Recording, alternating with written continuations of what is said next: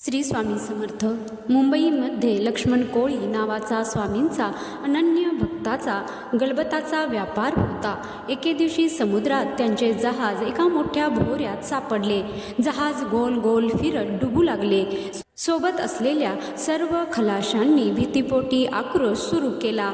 लक्ष्मण सुद्धा घाबरला आणि त्याने शेवटचा पर्याय म्हणून स्वामी रायांना स्वामी वाचवा म्हणून आळवण्यास सुरुवात केली. इकडे स्वामी चोळप्पांच्या घरी पलंगावर बसलेले असताना त्यांनी एक लीला केली.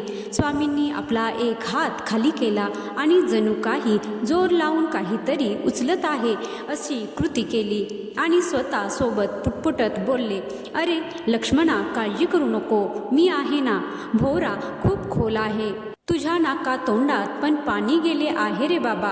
आणि स्वामींनी एकदम हात वर केला. तेव्हा स्वामी पुन्हा बोलले, बाळा लक्ष्मणा, सुटलास रे बाबा.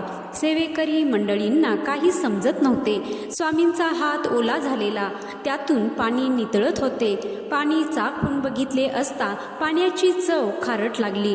चोळप्पाने विचारले तेव्हा स्वामी बोलले, अरे त्या लक्ष्मणाचे जहाज भोवऱ्यात सापडले होते, ते उचलले आणि किनाऱ्याला आणून ठेवले. 2-3 दिवसांनी लक्ष्मण स्वतः अक्कलकोट येथे येतो. स्वामींना साष्टांग दंडवत घालतो.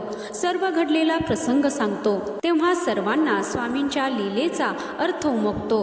तर मंडळी, या कथेचा बोध हाच की स्वामींना तळमळीने आळवताच परिस्थितीला सुद्धा गुडघे टेकावे लागतात. कारण भक्ती मागे स्वयं स्वामी उभे असतात. हे कायम लक्षात ठेवा. धन्यवाद. जय श्री स्वामी समर्थ.